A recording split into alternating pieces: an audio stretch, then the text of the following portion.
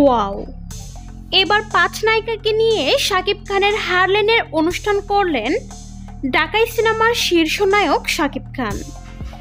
সম্প্রতি তার ব্যবসায়িক প্রতিষ্ঠান হারলেনের এমনই একটি প্রোগ্রাম অনুষ্ঠিত হয়, যেখানে দেখা যায় শাকিব খানের পাশে বসে আছেন বাংলাদেশের টপ নায়িকারা। বিদ্যা সিনহা মিম, পূজা চেরি, পরিমণি, কে পায়েল ও দিঘি সহ আরো এক ঝাঁক তারকা।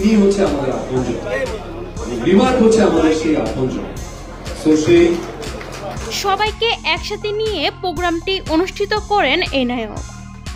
শাকিব খানকে সবার মাঝে বসে দেখে সত্যিই অসাধারণ সুন্দর লাগছে। সো ভিউয়ার্স, নায়িকাদের ভিড়ে শাকিব খানকে দেখে আপনাদের কেমন লাগছে তা জানিয়ে ফেলুন ভিডিওর নিচের কমেন্ট বক্সে।